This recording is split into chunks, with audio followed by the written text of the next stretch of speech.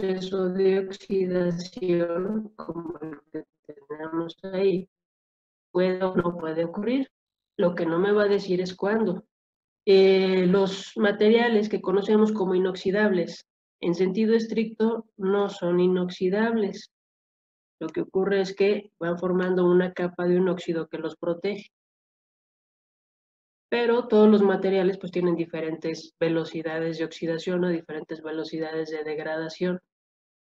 La termodinámica me va a decir si ese proceso ocurre o no, pero no me va a decir cuándo. ¿Okay? Entonces, por ejemplo, un proceso espontáneo, algo que ocurra de manera natural, que se imaginen en este momento. Cualquier cosa, que sea de manera natural. Es más, te las pongo fácil. Ustedes se prepararon su café hace rato y estaba calientito y estaba agradable. Después de media hora, si lo dejaron ahí, se empezó a enfriar. Ese es un proceso que la termodinámica me va a describir como espontáneo. Nosotros de manera empírica sabemos que eso va a ser, que eso va a ocurrir, pero no sabemos el por qué. Lo que no va a ocurrir es que el proceso sea al revés. Y yo dejo mi taza de café y regreso media hora después y está más caliente que como la dejé al inicio. ¿Ok? Entonces, las tres leyes de la termodinámica me van a hablar sobre si los procesos ocurren en una dirección o en otra. Por ejemplo, la primera ley de la termodinámica, conocida como principio de conservación de energía, me dice que la energía cambia de una forma a otra, pero que la energía total se conserva. Esto es, que la energía no se crea ni se destruye. Por ejemplo, si ustedes juntan sus manos y empiezan a frotar una con la otra, ¿qué está pasando?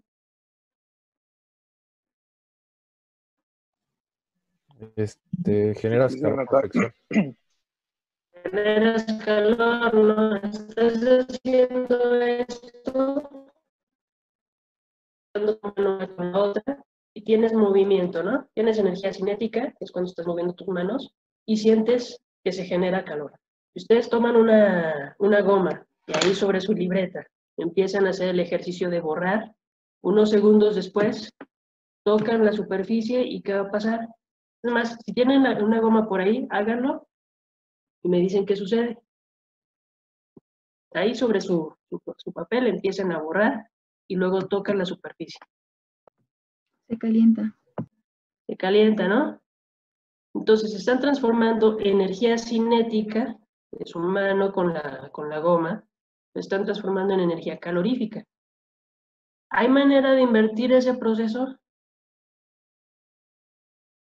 ¿De que ese calor que están generando se convierta ahora en energía cinética?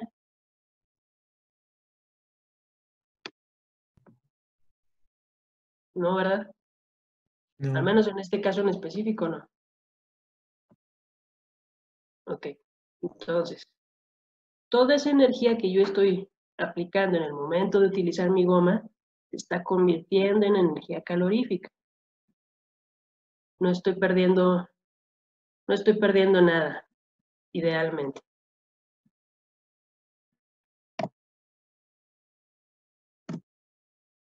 Entonces, por ejemplo, si vemos aquí en este video, tenemos una pequeña llavecita, luego como una rueda pues una especie de rueda de carreta, conectada a una resistencia y tenemos un recipiente con agua. ¿Qué va a pasar? Genero energía mecánica, se transforma en energía eléctrica,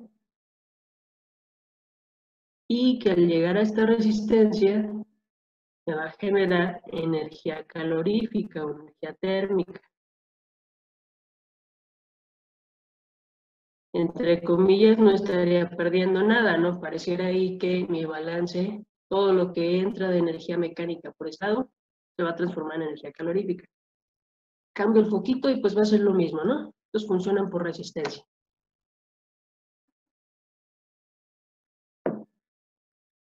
Entonces,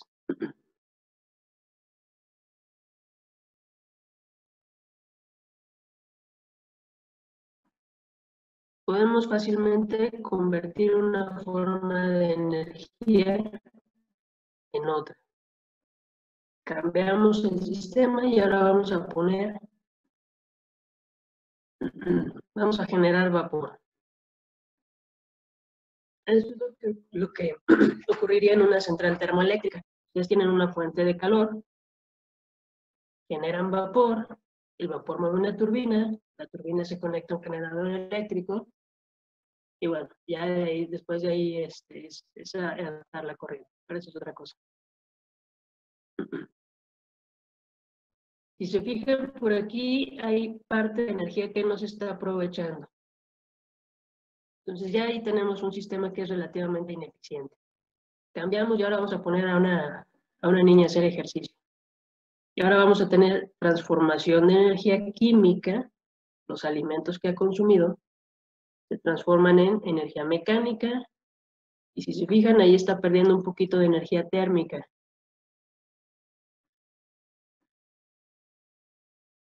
Si yo puedo contabilizar toda la energía que se está produciendo, no debería perder nada, no debería desaparecer nada.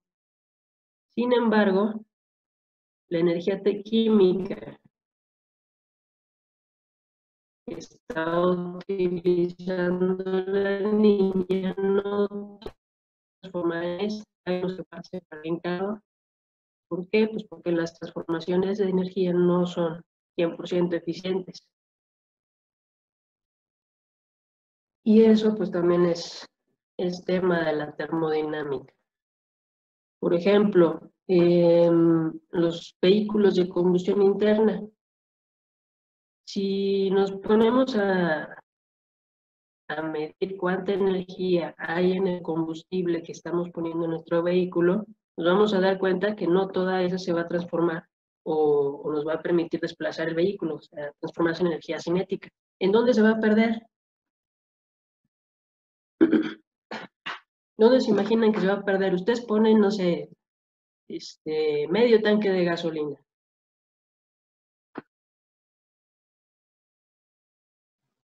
Pero no todo se va a convertir en energía. Se pierden todo ¿Dónde el se calor pierde? que irradia el motor. Exacto. En el proceso de combustión se va a generar calor, y ese calor que está perdiendo el motor, pues no tenemos ninguna forma de recuperarlo para hacer que el vehículo se mueva. Se pierde y se pierde. Entonces, los vehículos de combustión interna, su motor, me parece que la eficiencia anda por ahí de los 25 o 30%. Es muy, muy baja.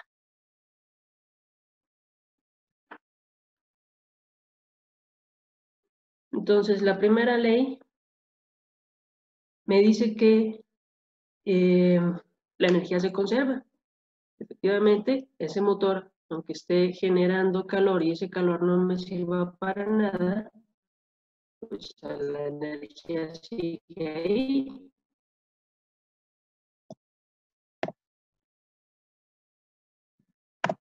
Lo que me va a ayudar a entender por qué no lo puedo utilizar, pues va a ser la segunda ley de la termodinámica. No se preocupen, primera y segunda ley lo vamos a ver más a detalle en las correspondientes unidades. Ahorita nada más para platicarles qué tanto estudia la termodinámica. Entonces, la segunda ley me habla de que la energía tiene calidad y cantidad, es la que me pone restricciones, es la que me dice que mi café no se va a calentar, es la que dice que el calor fluye en una dirección, es decir, de un sitio de mayor temperatura a uno de menor temperatura. Es la que me dice que si abro ahorita la puerta de mi casa, el calor va a salir de mi casa. ¿Sí? El frío no se mete. Coloquialmente así lo Como dice la gente que si abres la puerta se va a meter el frío, pero eso nunca va a pasar. ¿Ok? La termodinámica me dice que el calor se va a mover siempre de un sitio de mayor temperatura a uno de menor temperatura, al menos de forma espontánea.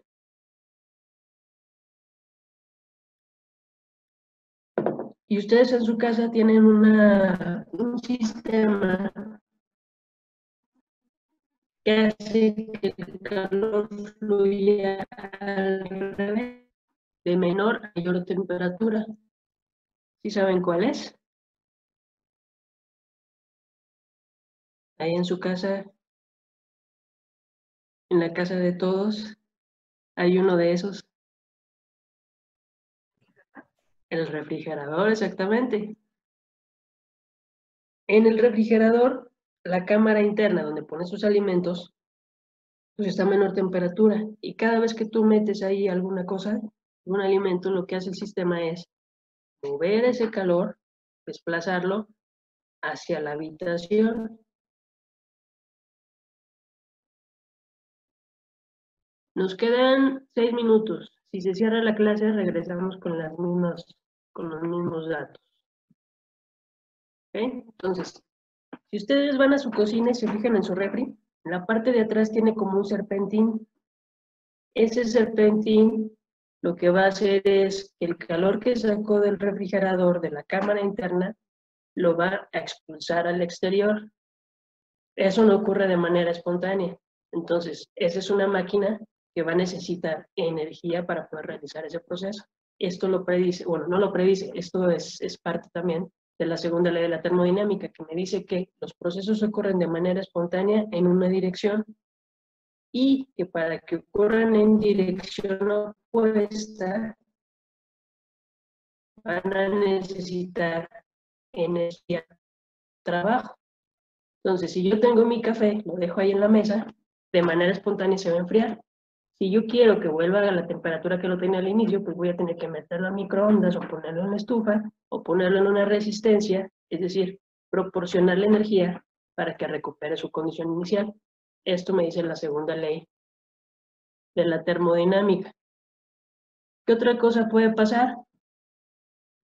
Por ejemplo, si yo tengo una pelota y la dejo caer, la suelto, pues yo ya sé que se va a ir y va a llegar hasta el piso. Lo que no va a pasar es que yo ponga la pelota en el piso y esta regrese a mi mano. Pues sí, ahorita, ¿verdad? Entonces, la segunda ley me está diciendo, ok, sí, la energía se va a transformar de una forma a otra, pero en una dirección, de manera espontánea.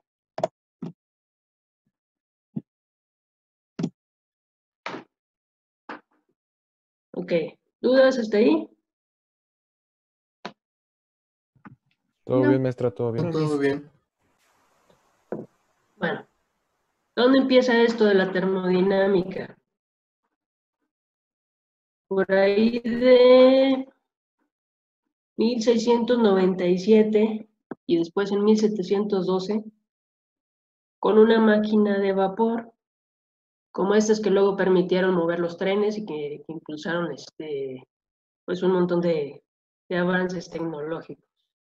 Las primeras máquinas de vapor eran rudimentarias, eran bastante ineficientes, pero se estableció la idea de que se puede utilizar para generar trabajo mecánico.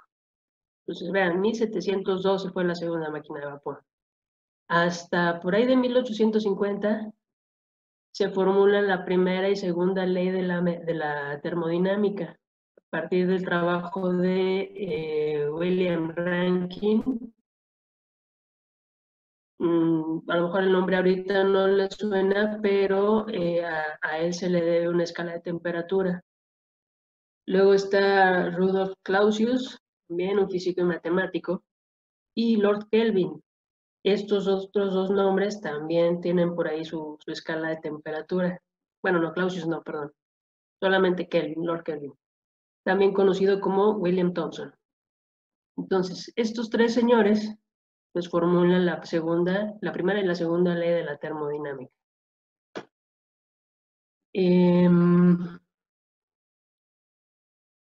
Este señor Lord Kelvin decía, vean, en 1850, él decía que ya en la física no había nada que hacer, ya estaba todo descubierto, ya habían llegado a lo más que se conocía, y hasta ahí había llegado.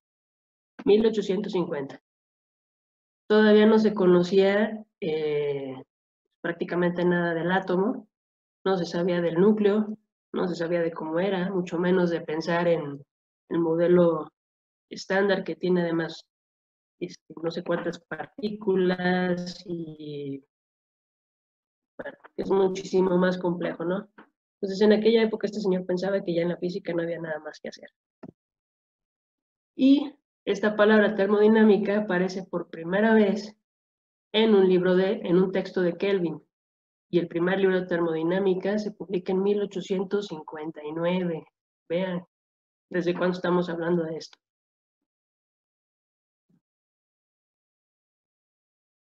Ok.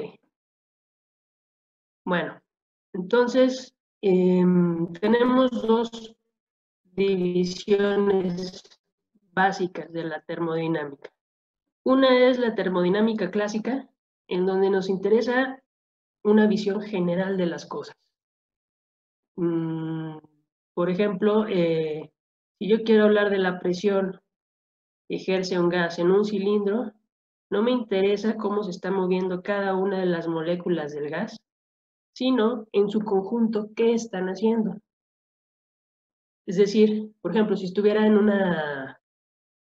en la UAC y hubiera 100 estudiantes, una visión general sería como contar nada más cuántos estudiantes hay. Ok, nos queda menos de un minuto, esto se va a cerrar, entonces vamos a cerrarlo para no perder la idea. Y regresamos con los mismos datos.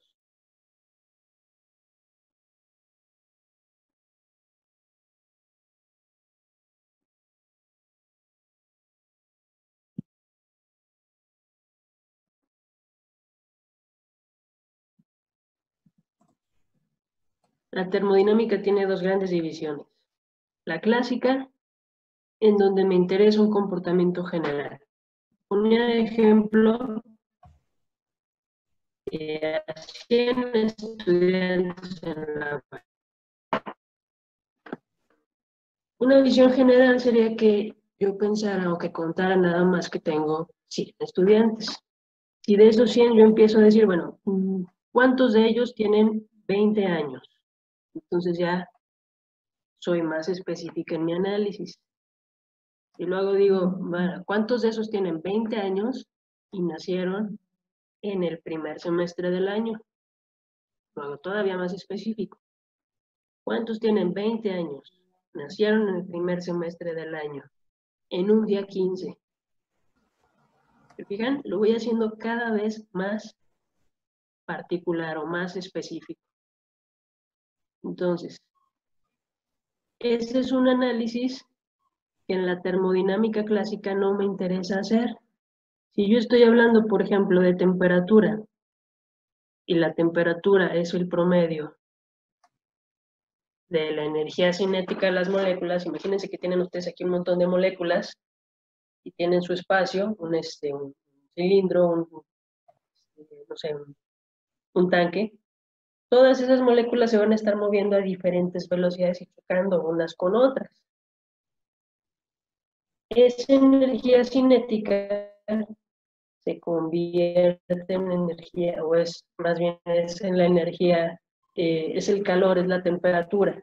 A mayor energía cinética, mayor temperatura. Pero a mí no me interesa, cuando estoy viendo la temperatura, no me interesa saber si esta molécula tiene tal velocidad, si esta, no me interesa de manera puntual, sino el promedio. Entonces, la termodinámica clásica tiene que ver con ese promedio, con ese dato global. Mientras que la termodinámica estadística, esa sí me interesa un conjunto de partículas. Ahí sí ya estaría analizando, por ejemplo, mi grupo de estudiantes que tienen 20 años y que nacieron en el primer semestre del año. Esa es una aproximación microscópica. En el temario que nosotros estamos manejando, Esta aproximación microscópica la vamos a considerar nada más en la parte de la teoría cinética de los gases. En el resto nos vamos a quedar con una visión macro. ¿Por qué? Pues porque generalmente en las escalas en las que vamos a estar trabajando no nos interesa ser tan específicos con la información que vamos a manejar. ¿Okay?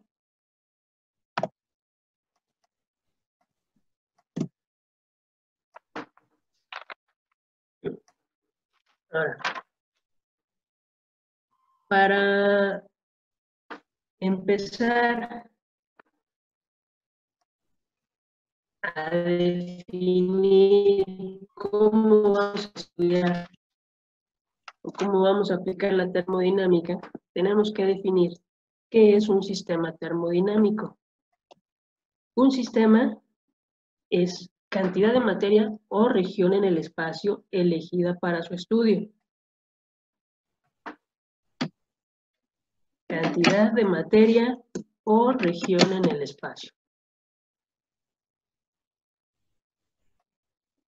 Por ejemplo, si tengo aquí mi café, yo puedo decir que mi sistema termodinámico sea el propio café, ¿sí? Es decir, nada más el líquido que hay allá adentro.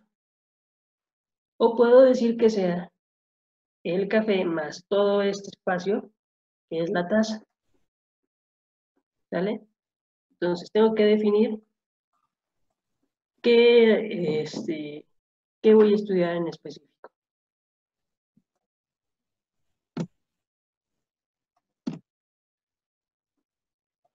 Hay dos tipos de sistemas. El sistema cerrado, que también conocemos como masa de control. Bueno, antes de eso, voy a... O región.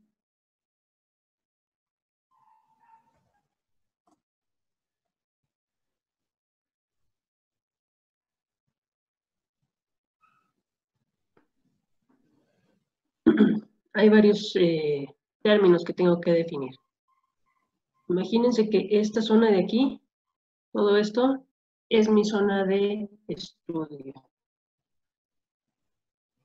Esto que tengo aquí, estos límites, le vamos a llamar frontera.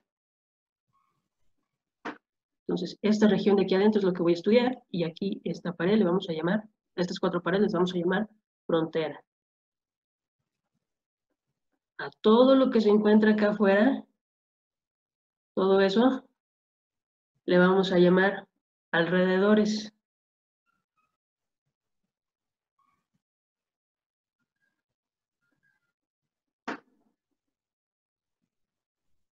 Yo puedo tener dos tipos de frontera. Puede ser una frontera móvil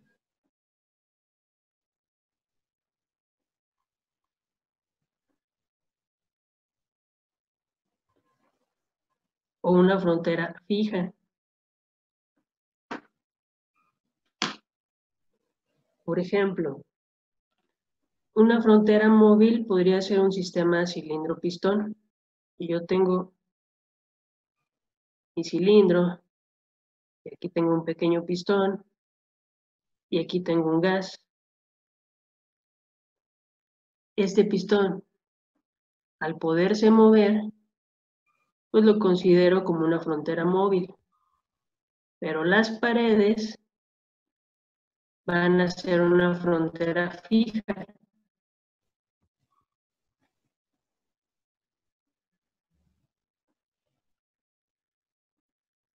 Tengo otra opción, frontera real y frontera imaginaria.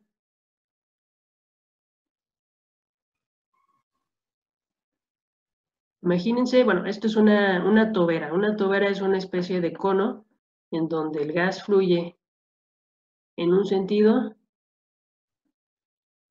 y tenemos cambios de presión y cambios de velocidad. El hecho de que esta región por donde pasa el gas cambie en su diámetro me va a implicar un cambio de velocidad. La velocidad en este punto, V2, va a ser mayor que V1.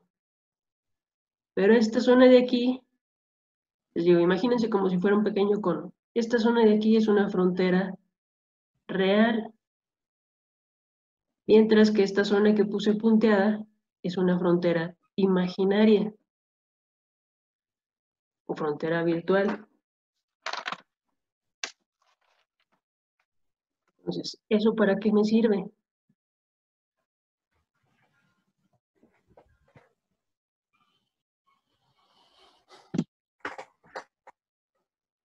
Para definir si mi sistema es cerrado o abierto.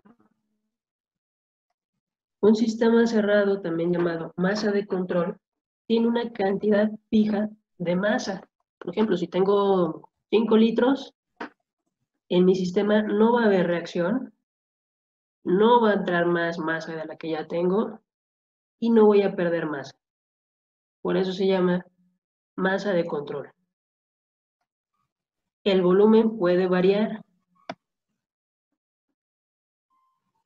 Por ejemplo, tengo aquí mi cilindro pistón y esta es una frontera móvil, mientras que las paredes son fronteras fijas. Al estar cerrado, no voy a tener intercambio de masa, pero sí puedo tener intercambio de energía. A menos que yo le ponga aquí un aislante y entonces diga que mi sistema también está aislado. En ese caso, pues ni la energía se va a transferir. Un ejemplo de esto, pues los típicos termos que tenemos para llevar el café, ¿no? Idealmente están aislados, están hechos para eso, para que tu bebida no pierda calor.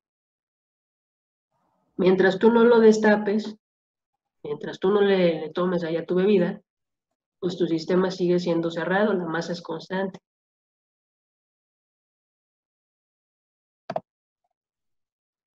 Y tenemos también un sistema abierto, también llamado volumen de control.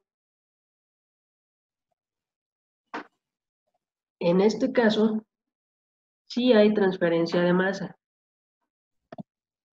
pero también hay transferencia de energía. Y tenemos dos opciones: fronteras fijas o fronteras móviles. Aquí está, por ejemplo, lo que les había puesto en el dibujo, una tobera en donde yo fijo esta región como mi frontera imaginaria, y aquí lo que me está interesando es, no sé, cuántos litros de gas por segundo están pasando por el sistema y cuáles son sus propiedades termodinámicas. Por ejemplo, presión, temperatura, densidad.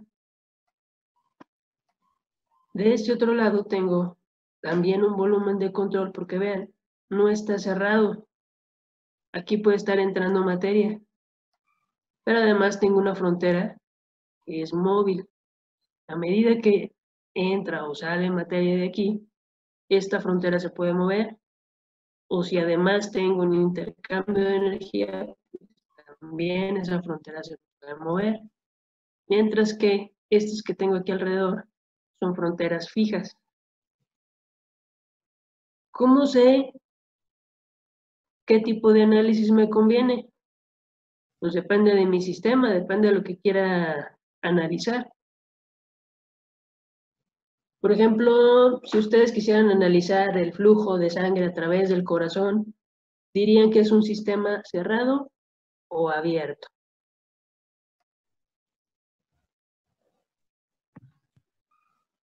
¿Abierto? Abierto. Sí, ¿no? Porque tienes válvulas que están controlando entradas y salidas. Entonces tienes intercambio de masa. ¿Tienes intercambio de energía? Pues sí. ¿Por qué? Pues porque vas a necesitar energía para poder generar esos flujos, ¿no? Entonces, ese es un sistema abierto. El cuerpo humano en general sería de ese tipo, ¿no? Cuando respiras, también, ¿no? Sí. Ok. ¿Dudas hasta aquí?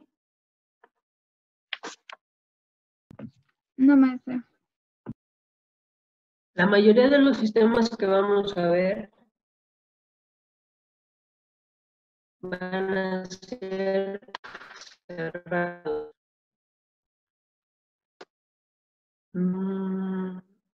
Pero les voy a compartir algunos artículos para que veamos también la aplicación a sistemas biológicos, específico al cuerpo humano, y veamos que toda esta parte de la termodinámica también tiene aplicación ahí. No es nada más, o no sería forzosamente cerrado a que se haga un análisis en equipos médicos, por ejemplo. Entonces, estoy pensando en lo que está más, entre comillas, de moda ahora, los ventiladores, los equipos de asistencia respiratoria, pues todo esto tiene que ver con termodinámica. Ok. Entonces, necesitamos conocer el sistema con el que vamos a trabajar para definir si es cerrado o abierto. ¿Cuáles son las propiedades que nos van a interesar? Propiedades de un sistema. Pues primero hay que definir qué es una propiedad. Se trata de una característica que define al sistema.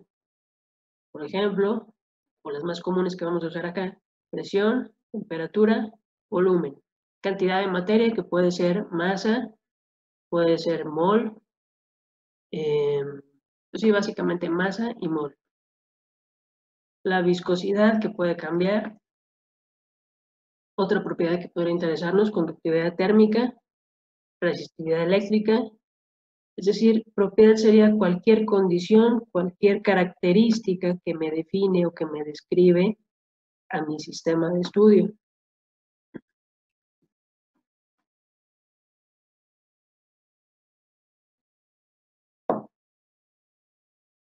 Y podemos hacer una división más en propiedades intensivas y extensivas. De repente se nos olvida la diferencia entre estas otras, pero pues básicamente es que unas dependen de la masa y otras no. Las propiedades intensivas no dependen de la masa. Y dos de ellas, bueno, por ejemplo, sería la presión, la temperatura y la densidad. Por ejemplo, si ustedes tienen ahí, tienen su café, otra vez seguimos con esa idea. Si ustedes toman de ahí 5 mililitros, la temperatura será igual o será diferente de la taza completa.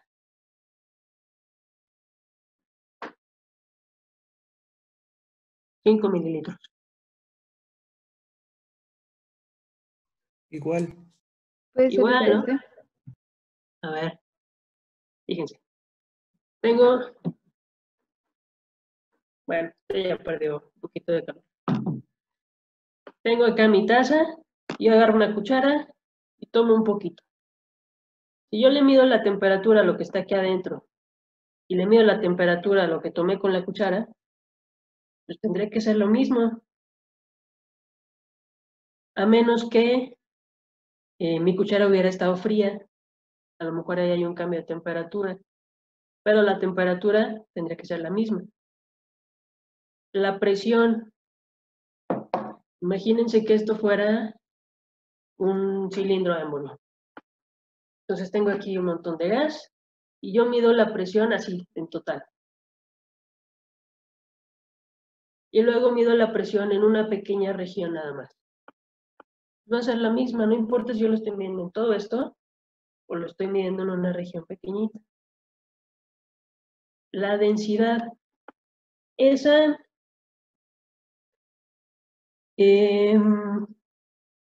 no depende de la masa, pero estaríamos suponiendo que la composición del material que estamos analizando es homogénea. Es decir, que es lo mismo en todos lados. ¿Dónde puede ser diferente? Por ejemplo, cuando estamos hablando de un material compuesto. Imagínense que tienen ustedes una mezcla de resina con algún polvo que es conductor, con algún otro polvo que a lo mejor les da resistencia mecánica, y hacen ahí una pasta. Si su pasta está muy bien hecha, la densidad va a ser igual en todos lados. Acuérdense que es masa sobre volumen. Pero si no lo hacen bien, entonces pues va a ser diferente dependiendo de qué región estén analizando. Entonces ahí eso es un poquito que depende del sistema que tengamos en análisis. Y luego tenemos las propiedades extensivas, que es así, dependen del tamaño del sistema, como la masa, el volumen y el momento. El momento es el producto de la masa por la velocidad. Pues ya desde que estamos involucrando ahí a la masa, pues ya se convierte en una propiedad extensiva. Y finalmente tenemos propiedades específicas, que son las propiedades intensivas, pero por unidad de masa. Por ejemplo, el volumen específico. Y ahí diríamos que son metros cúbicos por kilogramo. O área específica, metros cuadrados por kilogramo.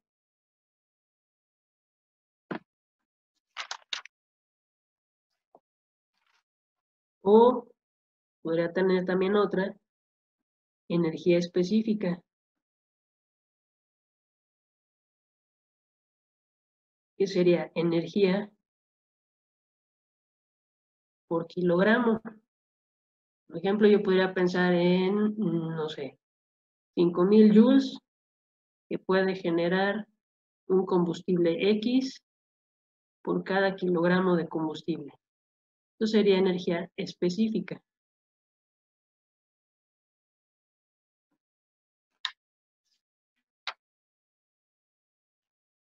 Pregunta, ¿la energía cinética será propiedad extensiva, intensiva o específica?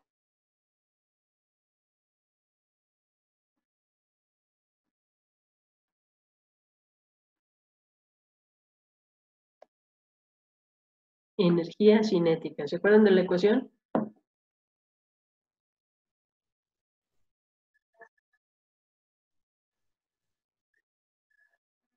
Un medio de la masa por la velocidad al cuadrado. Por la velocidad al cuadrado, ¿no? Entonces es una propiedad Extensiva.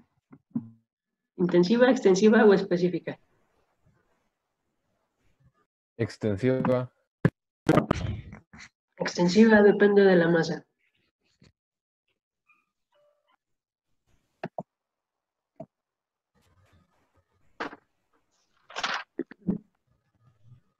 Ok. Algunas más que no les puse por ahí, pero que es importante que se acuerden de cómo manejar.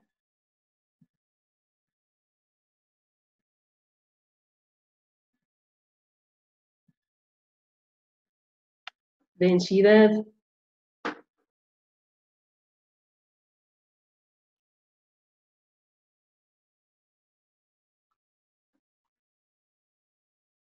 ¿Se acuerdan?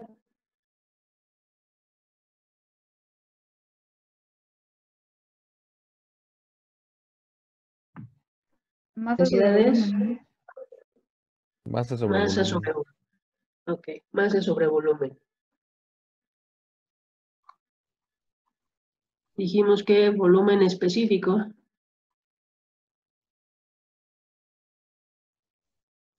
era volumen sobre la masa.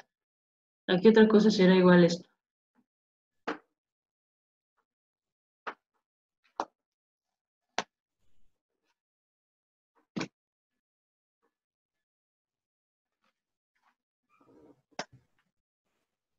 A 1 sobre la densidad, ¿no?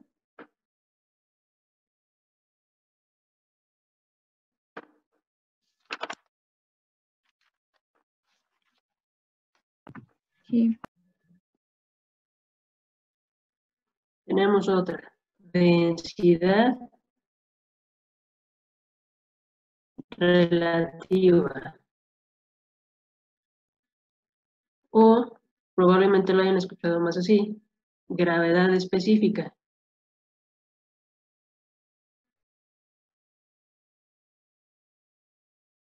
¿Sí lo han visto alguna vez? ¿O lo han leído?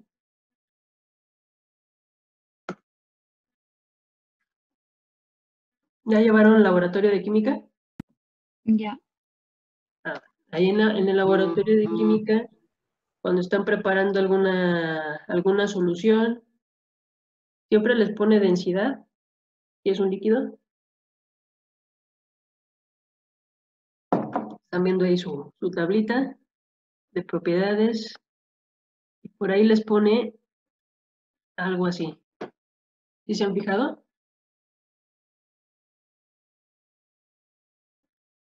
¿O no? Bueno, tienen ahí su tabla, no sé, por ejemplo, ácido sulfúrico. Y ahí tiene, no sé, la pureza y tiene un montón de datos. Y por ahí dice algo así, o a lo mejor dice DR. Y ustedes andan buscando densidad. Pero les pone estos datos. La gravedad específica o la densidad relativa es la densidad de la sustancia relativo a la densidad del agua. Normalmente es la densidad del agua a 4 grados Celsius.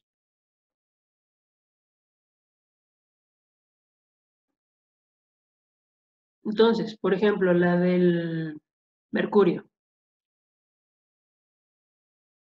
El mercurio tiene una gravedad específica de 13.9. No es cierto, 13.6. Y eso es todo lo que les pone su tablita. Eso significa que si yo quiero la densidad del mercurio, voy a tener que multiplicar los 13.6 por la densidad del agua a 4 grados Celsius, que son 1000 kilogramos por metro cúbico.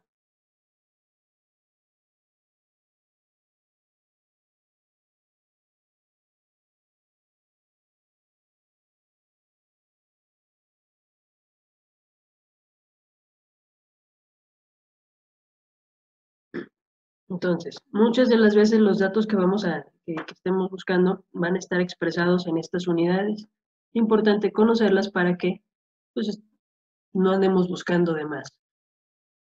Van ustedes a su frasco de reactivo y van a encontrar esta información. Nada más multiplican por los 1000 del agua y listo.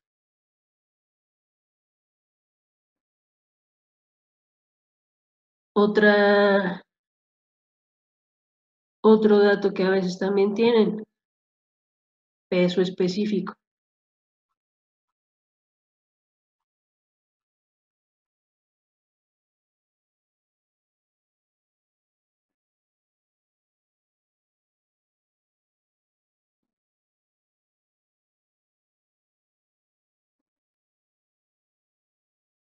Nunca sale, es gamma, que va a ser igual a la densidad por la gravedad. Y el peso específico tiene unidades de Newton por metro cúbico.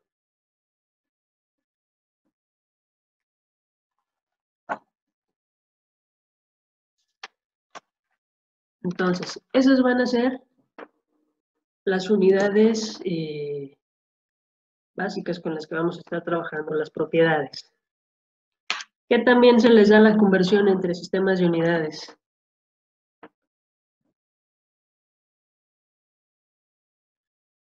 Más o menos. Más o Bien. menos bien. Bueno, porque aquí va a ser, estar convirtiendo de unidades va a ser tema frecuente.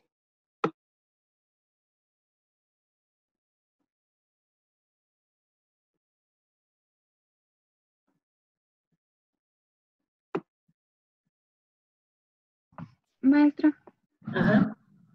Perdón, ¿la densidad relativa era el peso de la sustancia sobre la densidad de la sustancia? El peso, densidad relativa, Sí. es la densidad de la sustancia que te interesa entre la del agua. Ah, ok. Gracias. Densidad relativa o gravedad específica.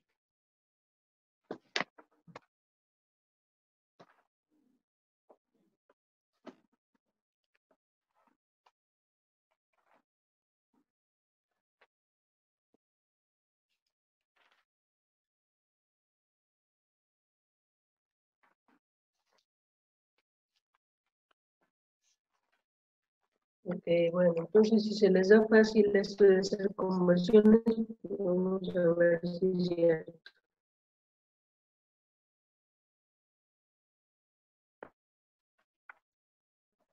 Para que se despierten. ¿Cómo vamos hasta ahorita? Bien. ¿Dudas? ¿Todo bien? Todo Sí, bien. maestra. Les voy a subir la presentación de todos modos para que si algo se les pasó o se les perdió. Específica la sustancia,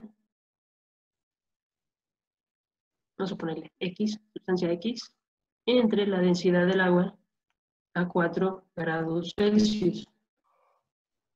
Estrictamente tendríamos que decir que es la densidad de la sustancia X, puede ser la que sea, entre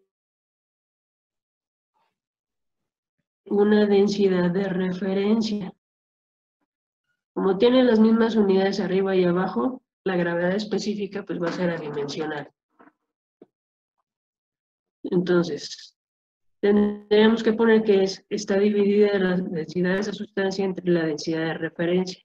Pero esa densidad de referencia, por lo común, va a ser el agua.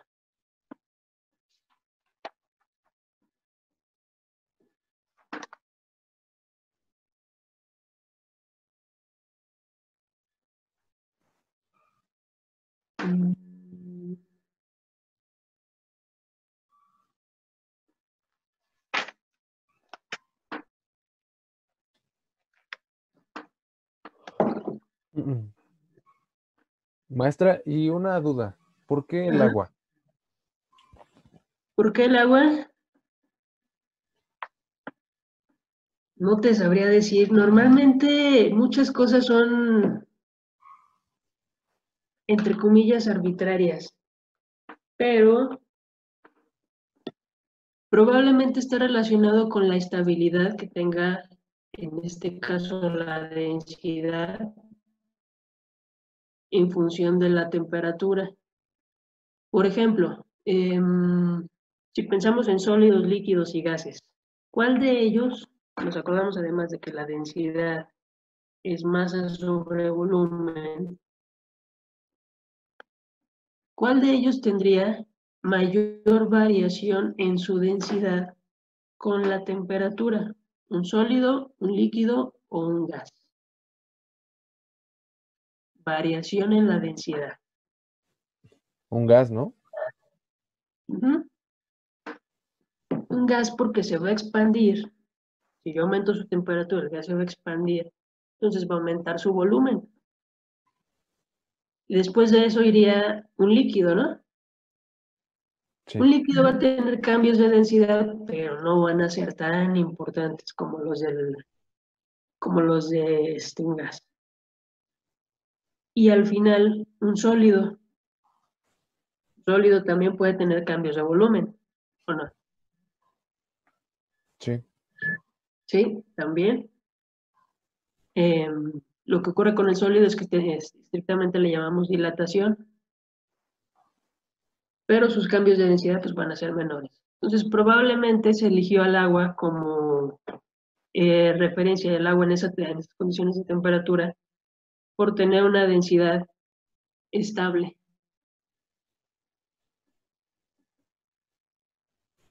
Correcto. Vale. Gracias, maestra. Ujú.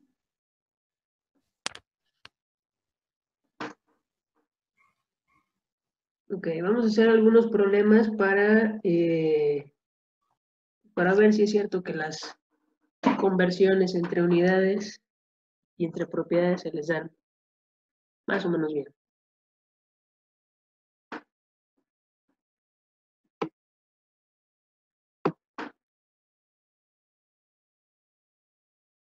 Entonces, por ejemplo, si tenemos una masa de mercurio, ojo, no con masa con peso, una masa de mercurio de 200 gramos,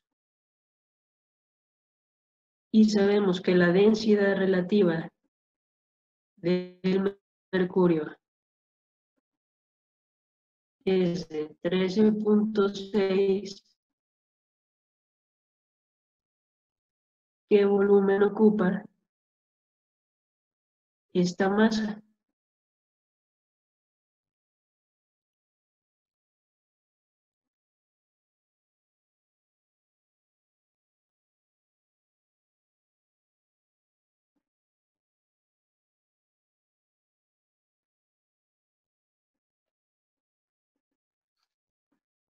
Antes de empezar a hacer cálculos,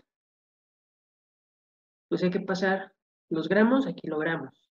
300 gramos, ¿cuántos kilogramos son? 3 kilos. Otros kilogramos. Punto 3. Sale. Entonces, necesito el volumen.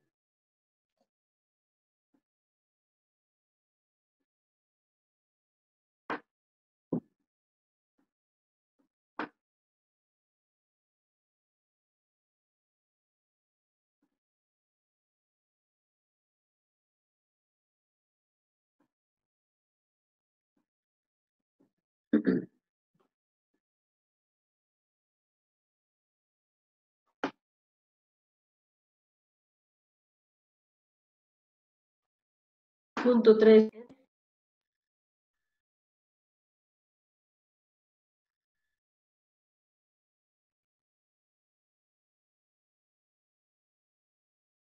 Acuérdense que esto también es igual a densidad relativa.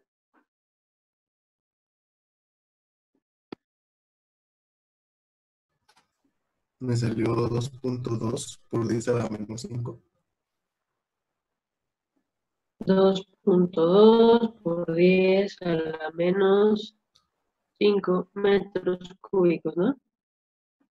Sí.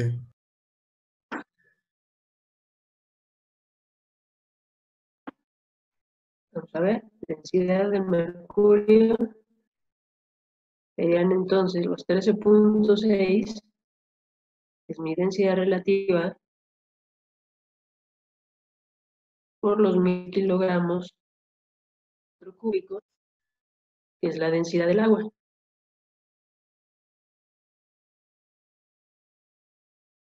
Entonces acá me da 13.600 kilogramos por metro cúbico. Buscar en kilogramos, ¿vale? Y me queda en unidades de metros cúbicos. Entonces, 300 gramos de mercurio ocupan un volumen de 2.2 por 10 a la menos 5 metros cúbicos.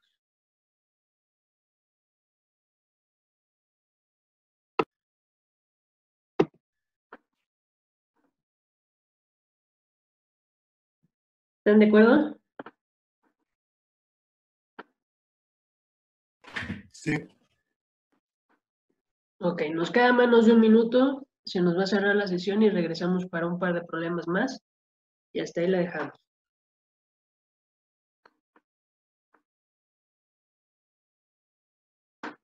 Ok, vamos ahora con hierro.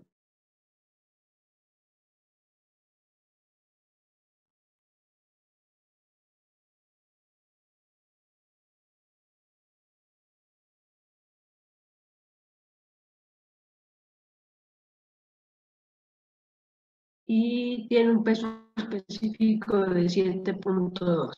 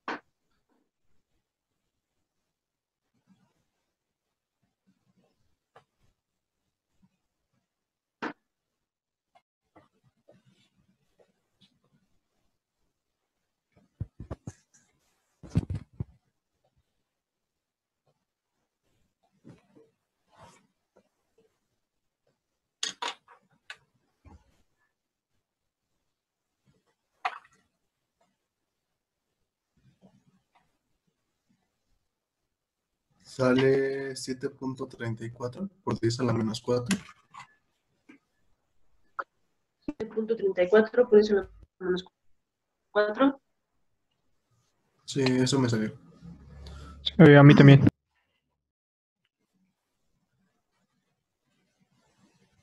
Gramos por centímetro cúbico.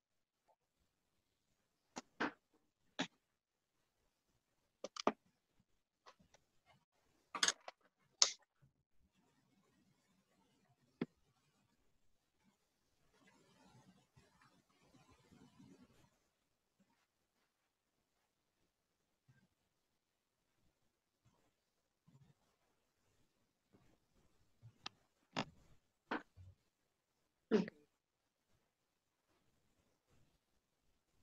Bueno, entonces una recomendación, siempre que estén haciendo conversiones de unidades, o incluso en cualquiera de sus cálculos, vayan poniendo todas las transformaciones de unidades, que no se les vaya a pasar nada. Cuando estén haciendo cosas más complejas que esto, también vayan poniendo sus unidades. Muchos de los problemas o de los errores que se cometen en los exámenes están precisamente en esos cambios. Entonces puedes tener el procedimiento muy bien, las operaciones muy bien, o sea, elegir la ecuación que corresponde, todo tu análisis muy bien, pero ahí en las unidades algo se te pasó y ya tu resultado por esa razón ya no salió bien. Y en lugar de tener el punto completo por tener el problema bien, a lo mejor tienes un medio punto porque el procedimiento de manera general estaba bien, pero tu transformación de unidades estuvo mal. Entonces, yo sé que de repente es tedioso, se te hace ahí un chorizo ahí de poner un montón de cosas, pero más vale hacerlo así para evitar pues esos errores que son francamente pues absurdos. Ok.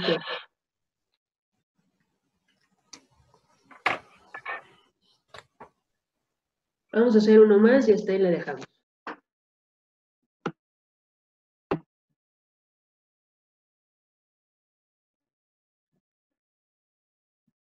Este sí se los voy a poner con texto.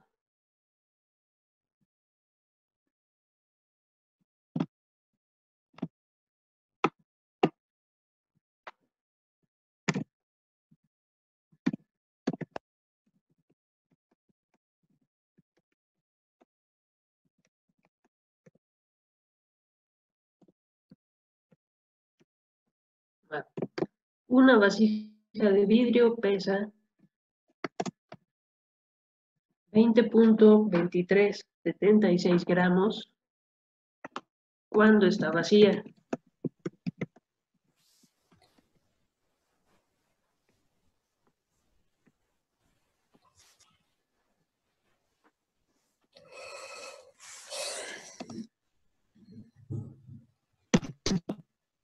Y 20.3102 gramos cuando se llena de agua, se llena con agua a 4 grados Celsius.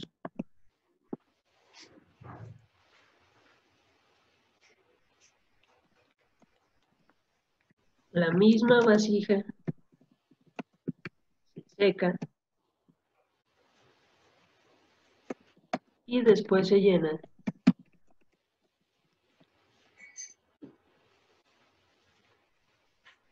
con una disolución a 4 grados Celsius.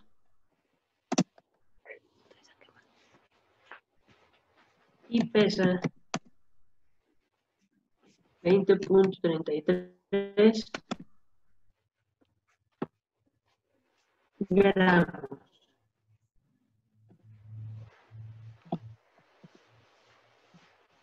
¿Cuál es la densidad de la disolución?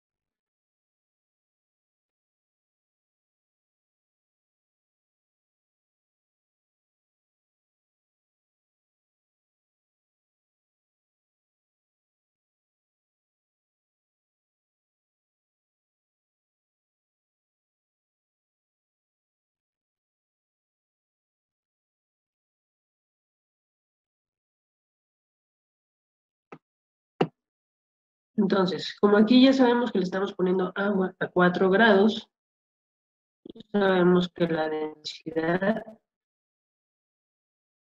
va a ser de 1000 kilogramos por metro cúbico, o 1 kilogramo por litro.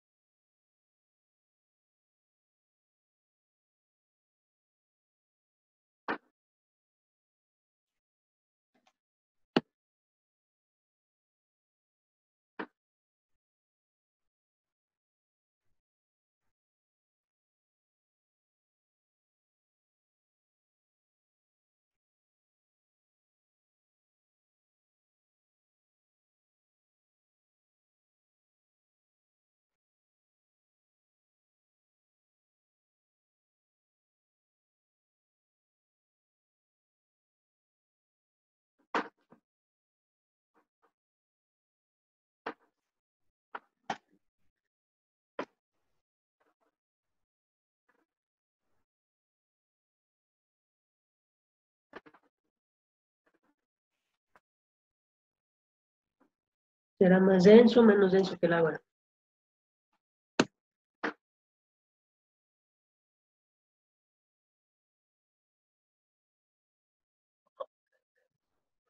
Ajá, un poquito más denso.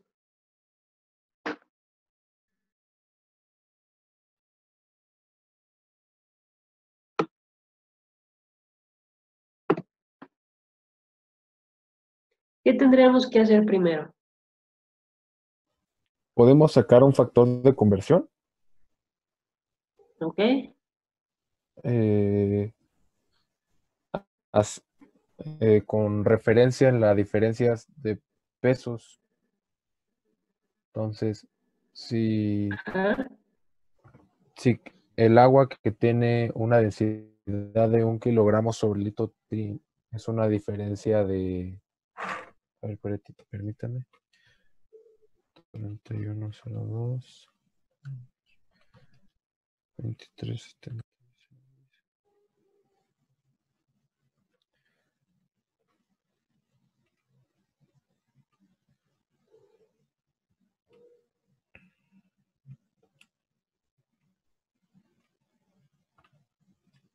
De 1,0036. Ok, entonces, masa de agua.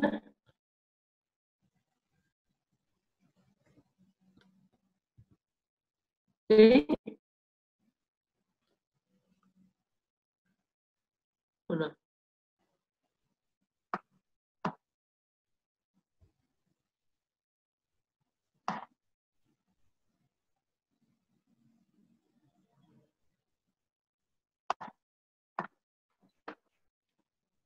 ¿1.0036 sería qué? Gramos ¿Gramos de qué? de agua.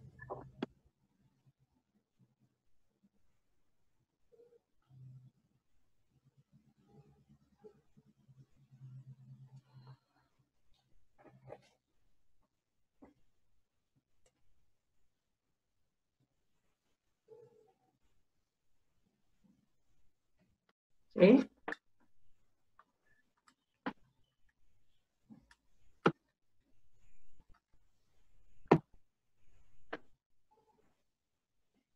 A ver, fíjense.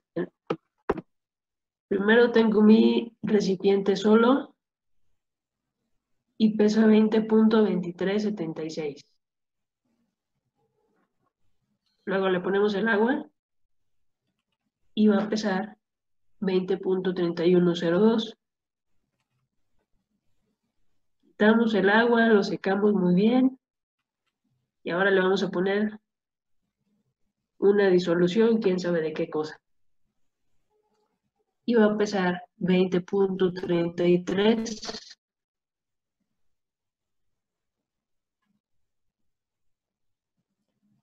Maestra, me equivoqué en la resta, es que estaba corrigiendo mi calculadora. En el formato es 0,0726 gramos de agua. Disculpe. Correcto. 726 gramos de agua. Ahora sí. Entonces, Lo que pesa con el agua menos lo que pesa sin el agua, pues va a ser nuestra masa de agua. Y ahora sí podemos involucrar aquí la densidad para saber el volumen que tiene nuestra vasija.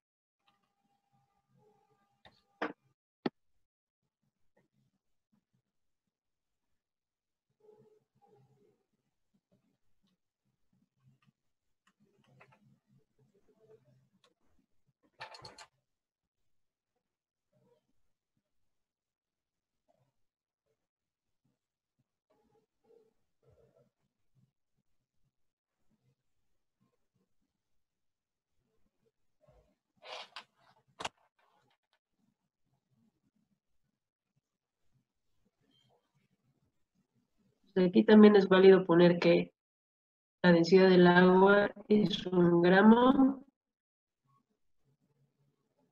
por mililitro.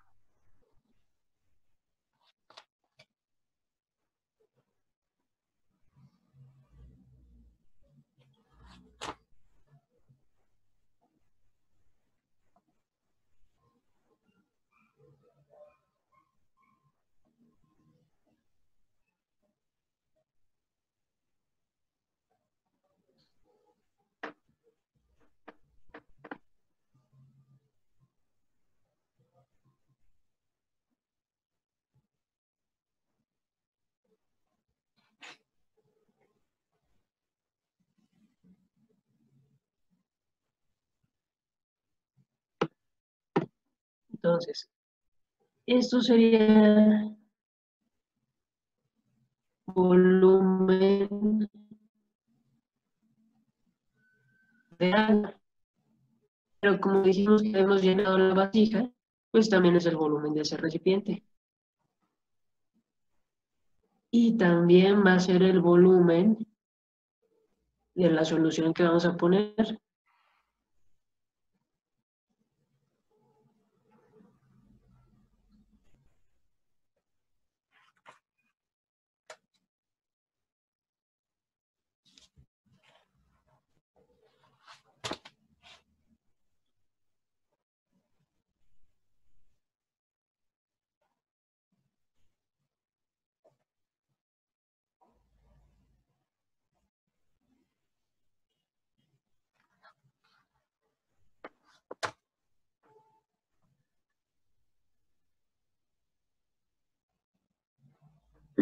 ¿Qué masa tenemos ahora de la solución?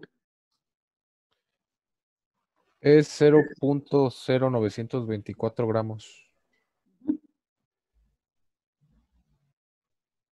Volvemos a restar el volumen de la vasija con la solución menos la vasija vacía.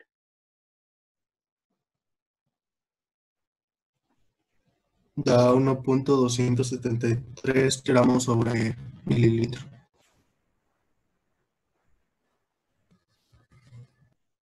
Ok. Listo. Entonces resulta un poquito más denso que el agua.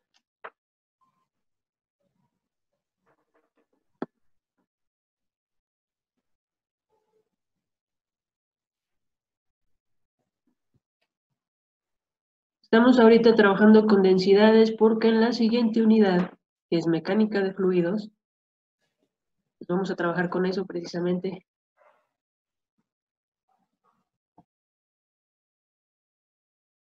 Con líquidos.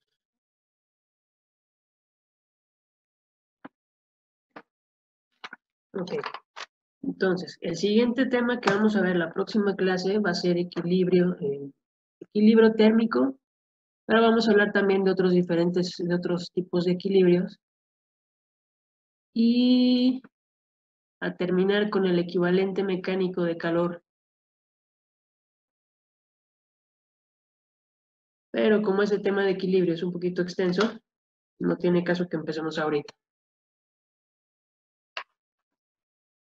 Entonces, váyanse inscribiendo al curso y yo les mando al rato el enlace para el Skype. ¿Dudas? No, mis. No, maestro, todo está bien. Los temas que vimos hoy los pueden encontrar en el primer capítulo del libro de termodinámica, el que les enseñé hace rato. ¿Usted tiene el libro o lo conseguimos? ¿O lo va a subir al Classroom? Me parece que tengo... El creo que tengo survey ya lo tenemos. ¿El survey ya lo tienen? Sí, según yo casi todos. No, pues no considero necesario que se consigan el de termodinámica. Digo, para los primeros temas, el primer tema es pues relativamente sencillo y de hecho si tengo chance al rato lo escaneo para que le den una leída al primer capítulo. Ya los siguientes temas son un poquito más pesados. Como les decía, es un libro diseñado para termodinámica en ingeniería mecánica y llega a una profundidad que no vamos a ver nosotros. Entonces, no tiene caso que se lo compren, ni mucho menos, porque no está tan barato, ni que se lo consigan, porque a lo mejor no vamos a ver tantos temas de ahí. El Serway sí, o cualquier tomo de Física 1 del libro que más les guste. Esos temas de seguro vienen ahí. Ok. ¿Alguna otra duda?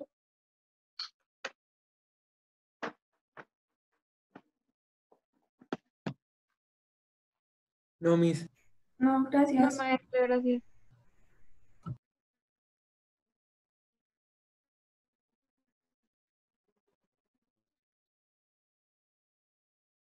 Hay otro libro que ese sí se va a utilizar para fisicoquímica cuando vayan más adelante. El libro se llama Fisicoquímica de Raymond Chang. No sé si le suena el nombre del autor por libros de química. Sí. En ese libro también vienen estos temas. A lo mejor ese sí, no sé si lo encuentren para descargar. Pero ese sí les va a servir tanto para esta materia como para la siguiente que va a ser fisicoquímica. Si no, cualquier libro de fisicoquímica, los primeros capítulos son básicamente termodinámica. Entonces, aunque se consigan uno viejito, les va a servir. A ver, tengo aquí un Serway.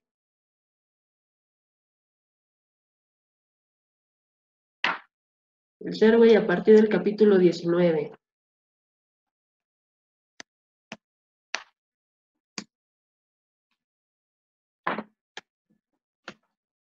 Entonces, ¿de física o de fisicoquímica? Les sirve. Bueno, chicos, entonces hasta ahí le dejamos. Inscríbanse, por favor, para poder tener sus correos y mandarles el enlace. Si no, de todos modos, yo le mando a los que tenga ahí y ya se los comparten para que estén listos para la siguiente por Skype.